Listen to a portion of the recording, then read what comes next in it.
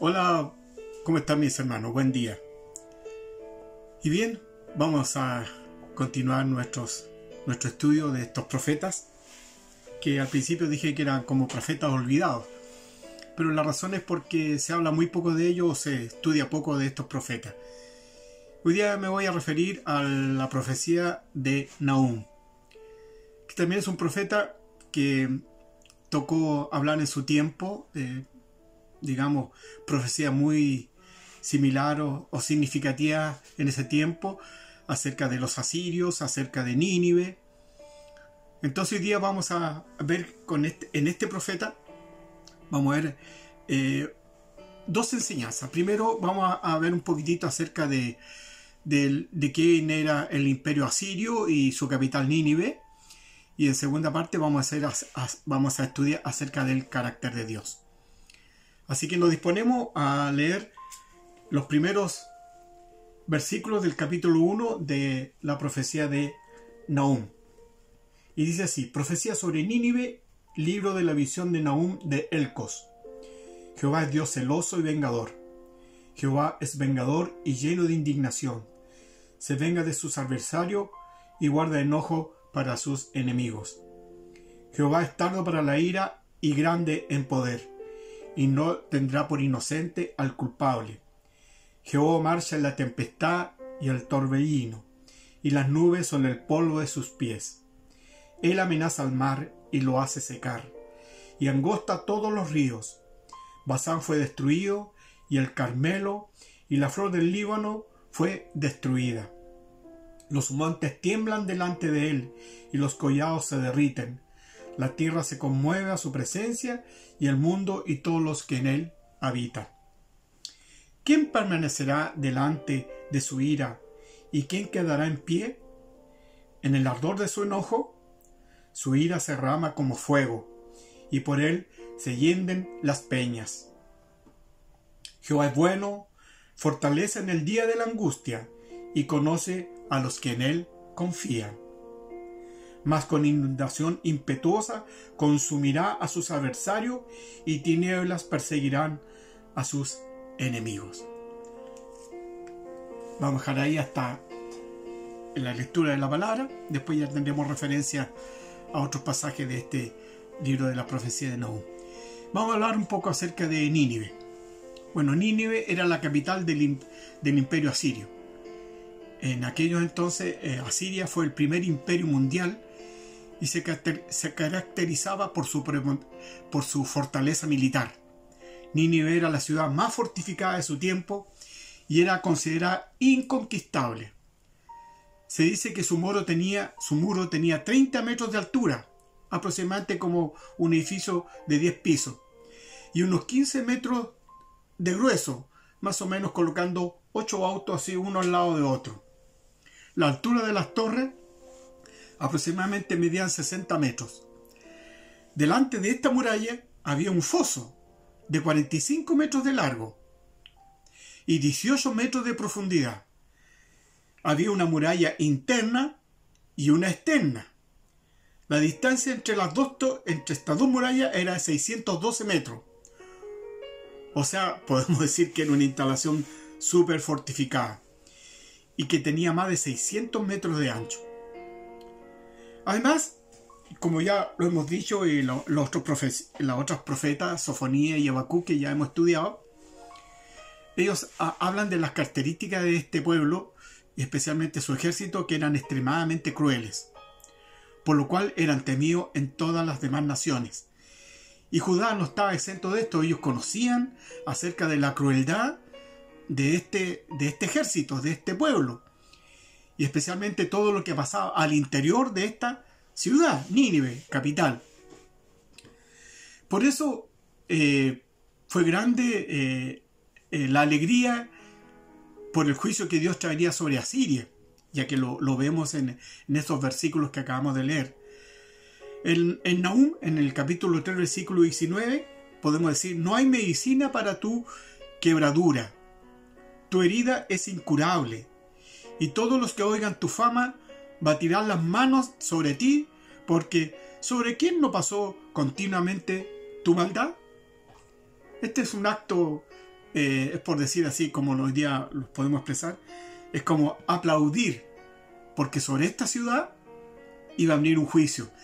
Y como ellos conocían todo el desarrollo de este imperio y cómo habían conquistado otras naciones, la ferocidad de sus guerreros, entonces el saber que esta ciudad y esta capital iba a ser destruida, producía la alegría en más de alguno. Aunque la ciudad de Nínive era fuertemente fortificada, hace unos decenios atrás, fue conquistada con facilidad. Todas sus fortalezas serán cual higueras con brevas, que así las sacuden, caen en la boca de la que las ha de comer. Esta es una afirmación bien curiosa. Ustedes han visto cuando a veces uno va al campo y quiere sacar fruto de un árbol, lo que hace es remece las ramas y caen los frutos. Bueno, esa es más o menos la idea, la alegoría que se hace de cómo iba a caer este imperio. Ahora, aún así, esta ciudad siendo tan fortificada, esta ciudad cayó. Ahora, vamos a dar algunos aspectos de esta ciudad. Nínive, ya lo dije, es la capital del imperio asirio. La ciudad que había escuchado la predicación de Jonás 100 años atrás y de la cual se habían arrepentido. ¿Se recuerdan ese pasaje de Jonás? Normalmente recordamos a Jonás y el pez que lo vomitó y todo ese tema. Pero en el fondo, en la profecía de Jonás nos muestra a un profeta que está llamado a llevar un mensaje de juicio sobre Nínive, sobre esta misma ciudad. Y el resultado de la predicación de Jonás fue de que este pueblo se arrepintió. Y este pueblo, por decir, se convirtió a Dios. Y Dios perdonó entonces esta ciudad. Pero eso ocurrió 100 años atrás. Ahora Nínive se dirige a una ciudad que nuevamente se ha deslizado hacia el pecado. Y de nuevo está en la lista del juicio de Dios. Ahora se menciona en lo que hemos leído que esta inundación impetuosa fue cumplida casi literalmente. De acuerdo con los registros seculares sobre esta ciudad, durante el último sitio de Nínive, por un ejército rebelde que estaba compuesto por persas, medos, árabes y babilonios, hubo una fuerte lluvia, por decir como un monzón, que no eran usuales en ese tiempo. Causaron que los ríos se desbordaran y que socavaran los muros de la ciudad. Recuerden que este muro estaba rodeado además por un foso que estaba lleno de agua. Entonces también eso ayudó a que se inundaran y socavaron los muros. Esos muros posteriormente se derrumbaron y por supuesto los ejércitos invasores entraron a la ciudad por esos lugares. La destrucción de Nínive, no sabemos exactamente cuándo fue que Nahum dio esta profecía, pero él describe, por ejemplo, en esos tiempos la destrucción de la ciudad egipcia de Tebes, o No Amón, como se llama, en Nahum 3.8. Así que Nahum pudo haber escrito esta profecía más o menos en ese año, 663. Y Nínive fue destruida 50 años después, en el año 612 a.C. La consumación de su adversario también fue cumplida casi literalmente. Dice así, no solamente estas personas desaparecieron de la historia, aún la ciudad se perdió hasta que fue descubierta por los arqueólogos en la década de 1840. Hoy actualmente Nínive está cerca a una ciudad Mosul, hoy día actualmente Mosul, que es una ciudad que está bajo el régimen islámico. Y por lo tanto es una ciudad que fue descubierta por los arqueólogos. Recuerden que habían esta ciudad que se describe en la Biblia y como no aparecía por muchos milenios y muchos siglos, se pensaba que muchos enemigos de la Biblia, esta era una invención, esta ciudad fue una invención, no era tal cual como se menciona. y porque no había rastros de ella. Pero tal como lo dije, en el año 1840, unos arqueólogos del Museo Británico de Londres descubrieron esta ciudad. Y descubrieron sus puertas, que eran de bronce. Descubrieron unos toros alados que eran parte de la muralla para la entrada al palacio. Y así se descubrió gran parte de su fortaleza. Por lo tanto, esta ciudad sí existió. Y hoy día todavía quedan restos de esa ciudad. Yo me hizo cuestión haber mostrado algunas fotografías que hoy día existen, pero por el tema de los derechos de autor, estas imágenes están protegidas, así que no las puedo compartir. Pero ustedes, mi hermano, pueden perfectamente buscarlas y googlearlas en su computador. Ahora, no quedó, tal como lo mencionaba el profeta, no iba a quedar memoria de su nombre, de la ciudad de Nínive. Y como era una ciudad muy grande, ciudad poderosa, entonces lo que Dios iba a hacer es que Dios iba a humillar a esta ciudad, una ciudad inicua, pecadora, y que iban a perderse entre las grandes ciudades y los grandes imperios que habían pasado por este mundo. Ahora, algunas razones por las cuales Dios llevó juicio sobre esta ciudad. Es bueno que mencionemos por qué Dios juzgó a esta gran ciudad. Se menciona ahí en uno de los versículos del capítulo 1, versículo 10, que Nínive iba a caer también por el alcohol. Veamos un poco esto, como dice ahí, Nahum justamente detalla este aspecto. Dice, aunque sean como espinos entretejidos y estén empapados de su embriaguez, serán consumidos como hojarasca completamente. Eso está en el versículo 10 del capítulo 1. Seguramente este versículo, en primer lugar, muestra una imagen que quiere mostrar que la ciudad, que era poderosa, fortificada, esta ciudad caería. Primera cosa que se menciona. También se menciona el tema del alcohol. Literalmente, al parecer, también fue uno de los factores de la caída de Nínive. Se relata que el último rey asirio, Asurbanipal se llama este rey, hizo una gran fiesta, un festín, con sus soldados, delante de las puertas de la ciudad, y estos se embriagaron a tal punto que sus enemigos atacaron el campamento del rey en medio de la noche y obligaron a este rey a ser encerrado en la ciudad. También mencionan aún que esta ciudad iba a ser inundada.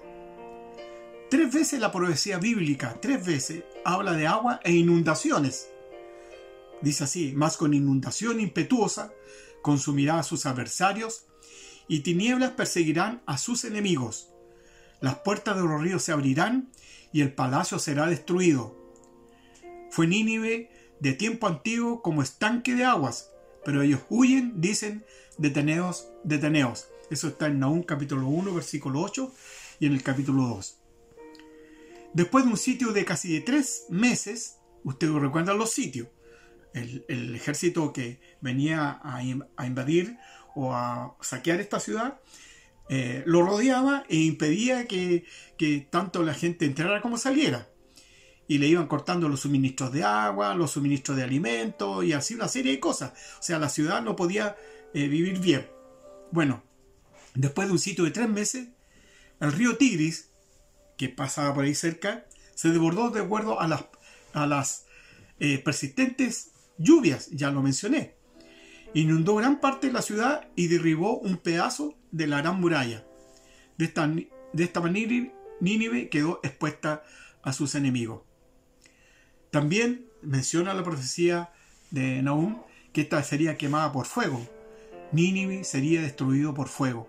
He aquí tu pueblo será como mujeres en medio de ti. Las puertas de tu tierra se abrirán de par en par a tus enemigos. Fuego consumirá tus cerrojos o sus puertas. En Nahum 3, capítulo 13. Se relata que el rey, después que los enemigos invadieran la ciudad, el rey se quemó a sí mismo. Y quemó no solamente él, a sus siervos y gran parte de sus riquezas. Luego que todo fue consumido por las llamas, esta ciudad prácticamente quedó convertida en ceniza, en polvo. Bueno, en el año 1842, cuando fue descubierta esta ciudad y se descubrieron los restos de esta ciudad de Nínive, se encontraron numerosas huellas de este gran incendio. Un arqueólogo que participó de este descubrimiento dijo: nunca vi un ejemplo tan perfecto de un fuego de venganza. Pareciera que el aire estuviera todavía lleno de hollín cuando llegamos. Es más o menos para que tengamos una idea de lo que pasó en esta ciudad. También otro aspecto que no es menos decirlo, porque así ocurrió, Nahum habla de los cadáveres, innumerables cadáveres. Era una ciudad muy grande. Nínive fue arrollada con tanta violencia que fue cubierta de cadáveres, sobre las cuales inclusive tropezaron los defensores. Los que defendían la ciudad tenían que pasar por encima de los cadáveres para seguir protegiendo la ciudad. Y la destrucción finalmente fue completa, de acuerdo a lo que dice Nahum capítulo 2, versículos 9 y 10, y el capítulo 3, 19. Acerca de la destrucción completa de Nínive, ya el Señor había profetizado a través del profeta Sofonías. Dice: y extenderá su mano sobre el norte y destruirá a Siria, y convertirá a Nínive en asolamiento y en sequedal, como un desierto. Rebaños de ganado harán en ella majada, todas las bestias del campo, el pelícano también y el erizo dormirán en sus dinteles. Su voz cantará en las ventanas, habrá desolación en las puertas, porque su enmaderamiento de cedro será descubierto. Esta es la ciudad alegre que estaba confiada, la que decía en su corazón: yo y no más. Cómo fue asolada, hecha guarida de fieras. Cualquiera que pasare junto a ella se burlará y sacudirá sus manos o aplaudirá. Esto está en la profecía de Sofonías, capítulo 2, 13, 15, como habíamos visto en la semana pasada. Bueno, Nínive fue saqueada y destruida completamente. Y tal como decía el profeta, su herida era incurable. De tal manera que nunca más fue reconstruida. Nunca más fue reconstruida. Otras ciudades se levantaron, así como, por ejemplo, Jerusalén. No olvidemos que en los tiempos del rey Salomón y el templo de Salomón, Jerusalén fue saqueada y fue destruido su templo, pero se volvió a levantar. Y se volvió a levantar otro templo y otra ciudad. Pero Nínive no fue así. Se convirtió prácticamente en un desierto. Los arqueólogos que llegaron a este lugar, por los datos que tenían, dicen que solamente en ese lugar había un gran montículo de arena. O sea, en este gran montículo de arena, al parecer estos arqueólogos decían: algo hay debajo de esto. Bueno, tal como lo dije, muchos arqueólogos, inclusive críticos de la Biblia, no creían en la existencia de Nínive, porque claro, no habían encontrado nada. Otras ciudades que habían sido destruidas, habían rastro de ellas, habían quedado en la historia, pero de esta ciudad no se encontraba nada. Pero fue justamente hasta esa fecha del siglo XIX donde se descubrió esta gran ciudad. Bueno, ¿qué podemos decir a través de esto? Que nada se escapa de Dios. El hombre puede rodearse de un muro, protegerse, atrincherarse detrás de cualquier cosa. Puede esconderse detrás de su seguridad terrenal, de su dinero, de su posición, de lo que tiene, lo que ha conseguido. ¿Puede el hombre hacer estos fosos, estas trincheras? Pero no puede pasar por alto el juicio de Dios si este hombre no es justo. Porque algún día el juicio de Dios lo alcanzará. No hay posibilidad de huir de Dios. No hay posibilidad de huir de Dios.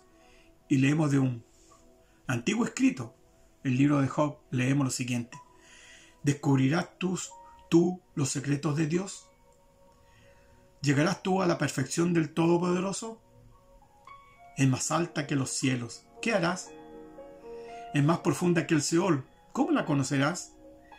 Su dimensión es más extensa que la tierra y más ancha que el mar.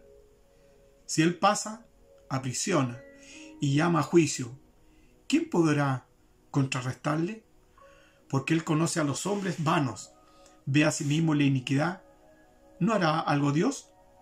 Eso está en Job capítulo 11. A Dios no se le escapó ningún pecado de la ciudad de Nínive. Y Dios conoce exactamente el futuro.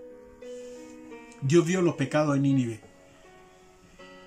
Y el mensaje de juicio debía llevarle a la conversión, tal como ocurrió 100 años antes con el profeta Jonás. Pero no fue así. Y cuando el Señor nos hace advertencia sobre las consecuencias del pecado, de nuestro pecado, siempre lo hace Dios con la intención de que volvamos a Él, de llevarnos de vuelta a Él, ya que Él es el único que puede perdonarnos. Nos advierte que nos espera la eterna separación de Él, si morimos sin el perdón de nuestros pecados. Y Él, cuando hace juicio, lo hace para rescatarnos para Él, para la eternidad, para que estemos junto a Él. El que se deja advertir, el que se deja enseñar y salvar, será redimido. Pero el que no se deja advertir, no cambia su manera de ser, su parecer, será castigado. Bien, vamos a hablar del carácter de Dios que está descrito en la profecía de Nahum. Nahum capítulo 1, versículos 2 al 8. Los juicios de un Dios misericordioso. Jehová es Dios celoso y vengador. Jehová es vengador y lleno de indignación. Se venga de sus adversarios y guarda enojo para sus enemigos. Jehová es tardo para la ira y grande en poder, y no tendrá por inocente al culpable. Jehová marcha en la tempestad y en el torbellino, y las nubes son el polvo de sus pies. Él amenaza al mar y lo hace secar, y angosta todos los ríos. Basán fue destruido, y el Carmelo, y la flor del Líbano fue destruida. Los montes tiemblan delante de él, y los collados se derriten. La tierra se conmueve a su presencia, y el mundo y todos los que en él habitan. ¿Quién permanecerá delante de su ira? ¿Y quién quedará en pie en el ardor de su enojo? Su ira se derrama como fuego, y por él se hienden las piedras. Jehová es bueno, fortalece en el día de la angustia, y conoce a los que en él confían. Mas con inundación impetuosa consumirá a sus adversarios, y tinieblas perseguirán a sus enemigos. Entonces, en base a este texto, veamos algunos aspectos acerca del carácter de Dios. Jehová es tardo para la ira y grande en poder, y no tendrá por inocente al culpable. Nahum comienza su profecía considerando el carácter de Dios. ¿Y quién es el que trae el juicio? Es un Dios celoso. ¿Cómo se puede decir que Dios es celoso? El celo de Dios es amor en acción.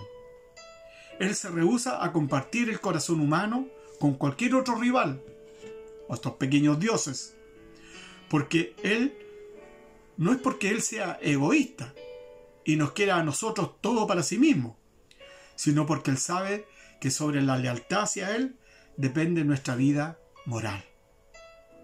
Dios no está celoso de nosotros, Él está celoso por nosotros. Él se venga de sus adversarios. El hombre necesita entender que él no puede luchar en contra de Dios y esperar prevalecer. Nadie va a prevalecer sobre Dios. Cada uno de los que se oponen en contra de Dios terminarán recibiendo su venganza. Pero este versículo es uno de los que más me gusta. Dice: Jehová es tardo para la ira. Claro, Dios es mucho más paciente que el hombre. Aunque sí hay un tiempo y un lugar donde Él sí demuestra su ira. No llega rápidamente o de manera caprichosa. Dice: la espada de la justicia de Dios está en su vaina. No está oxidada en ella.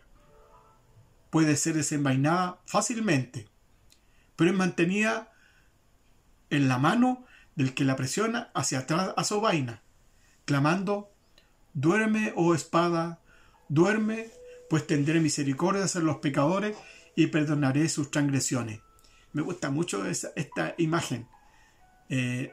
Aquel que tiene su espada en la vaina, o sea, guardada dentro de la vaina, pero la tiene sujeta para sacarla en cualquier momento. Pero dice que este hombre, como muestra a Dios aquí, él tiene su espada firmemente empujada hacia adentro, para no sacarla en cualquier momento, porque tal como leíamos, Dios se tarda para la ira. muchas de estas frases que voy a mencionar están en los escritos de Spurgeon. Después voy a hablar un poco acerca de este evangelista. También dice, grande en poder. El conocer el poder de Dios no deberá hacer que confiemos en su ayuda, debido a que Él tiene la habilidad de ayudar. No se olvide que Él siempre está a nuestro lado. Y el temer a sus juicios, el saber que Él juzga con poder. Dura cosa es caer en manos de un Dios vivo.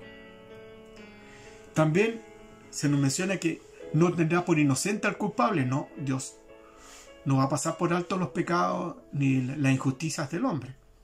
Dios no es como un juez injusto, quien simplemente deja ir al culpable debido a un sentido falso de compasión. No nos podemos imaginar que Dios diría, vamos a dejar el pasado atrás. ¿Usted cree que Dios diría eso? Cuando lleguemos al cielo, se debe rendir cuentas por el pecado, porque Él no tendrá por inocente al culpable. Cada pecado deberá pagarse, ya sea en el infierno o en la cruz. Pero Dios no tendrá por inocente al culpable. Nunca jamás Él ha perdonado un pecado sin castigar. No en todos los años del Altísimo, no en todos los días de su mano derecha, ha borrado Él el pecado sin castigo. Frase también en los libros de Spurgeon. Jehová marcha en la tempestad y en el torbellino. El poder de Dios es tan grande que controla las poderosas fuerzas conocidas por el hombre. Una gran tempestad, un huracán, un torbellino no es nada para Dios, porque Él marcha sobre ellos. Su ira se derrama como fuego. Cuando se resiste a Dios por bastante tiempo y es rechazado por un corazón duro, eventualmente sus juicios llegan a Él. Él es tardo para la ira, pero cuando llega su ira, se derrama como fuego. El entender esto debería hacer que el hombre fuera rápido para arrepentirse y preocuparse de presumir de la paciencia de Dios. ¿Dios va a ser paciente toda su existencia? ¿La existencia del hombre? También vamos a mencionar que conoce a los que en Él confían. No solamente Él los conoce en el sentido de identificarlos, o sea, saber quiénes son, sino también en el sentido de una relación, el que tiene una relación con Dios. Confianza implica una relación, y Dios conoce a los que en Él confían. Una vez más, queridos amigos, esta palabra conocer aquí significa comunión de amor. Dios nos conoce. Él conoce nuestras oraciones y lágrimas. Él conoce nuestros deseos. Él sabe que no somos lo que queremos ser, pero conoce lo que deseamos ser. Él conoce nuestras aspiraciones, nuestros anhelos, nuestros gemidos, nuestros deseos secretos, nuestros propios castigos de espíritu cuando fracasamos. Él nos conoce en todo. Él dice, sí, querido hijo, conozco todo de ti. He estado contigo cuando pensaba que estabas solo. He leído lo que no pudiste leer, los secretos de tu propio corazón, los cuales tú no podías descifrar. Yo los conozco todos y aún los conozco. También sacado de los libros de Spurgeon. Voy a hablar un poco acerca de ya mencionado a Spurgeon. ¿Quién es este evangelista? Charles Spurgeon fue un pastor bautista. Vivió entre los años 1834 y 1892. Evangelizó a más de 10 millones de personas. Escribió numerosos libros, entre los cuales se cuentan sermones, solamente por gracia, discursos a mis estudiantes y muchos más. Muchos de ellos están en español, otros solamente en inglés. Bueno, de un resumen más o menos de esta parte sobre el carácter de Dios. Primero, qué importante saber que Dios es bueno. Pero Dios es bueno porque su propio ser es bueno. La naturaleza de Dios es ser bueno. Dios es bueno y también independientemente. Nadie le puede ayudar a Dios a ser más bueno. Porque Dios es bueno. Dios es eterno y bueno y Él no cambia. Dios es bueno en cada una de sus divinas personas. Dios Hijo, Dios Espíritu Santo, Dios Padre. Dios es bueno también en todos sus actos de gracia. Bendita gracia de Dios que ha permitido que podamos conocerle y también ser perdonados de nuestros pecados. Dios es bueno en todos sus planes y propósitos para nuestra vida. No tengamos nunca duda de eso. Que los propósitos de Dios son buenos para nuestra vida. Dejemos confiar en Él. ¿Cómo podemos agradar a Dios y ser justos? Es una pregunta que nos hacemos. Bueno, yo siempre tengo mi primera regla para esto, es la bienaventuranza, que está en Mateo capítulo 5, versículo 1 al 12. Y por supuesto, todo lo que a continuación está en el capítulo 5, en las enseñanzas de Jesús en este capítulo. Esta es la profecía de Nahum. Yo quería un poco destacar estos dos aspectos, tanto hablar de esta ciudad, Nínive, sus características y por qué Dios la llevó a juicio, pero también quería un poco destacar sobre todo esto es acerca del carácter de Dios, y podemos comprender claramente, y no solamente por lo que he escrito de este profeta, sino que también por lo que han escrito otros profetas, y que hablaban de juicio, pero también hablan de la misericordia de Dios, porque Dios es bueno. Hasta aquí, mis hermanos, Dios les bendiga. Nos volveremos a ver quizás en otra oportunidad, ya que la próxima semana nuestro pastor vuelve a nosotros con el sermón del día domingo. Así que muchas gracias también por su saludo y por sus comentarios acerca en el WhatsApp. Así que no olvidemos, en el día de mañana, a las 20 horas, día lunes, tendremos un encuentro virtual. Ya nos estarán indicando cómo nos vamos a comunicar y a conectarnos virtualmente. Ojalá todos los hermanos pudiéramos estar a esa hora, a las 20 horas, y poder conectarnos y poder un poco probar este sistema, porque queremos ya empezar a compartir y a desarrollar nuestros cultos en forma virtual, donde podamos cantar, podamos tener ya más espacio para que podamos escucharnos unos a otros y también podamos juntos alabar y adorar a nuestro gran Dios.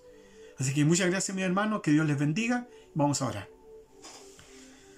Gracias, Padre, por saber que usted es bueno, que es bueno y para siempre es su misericordia.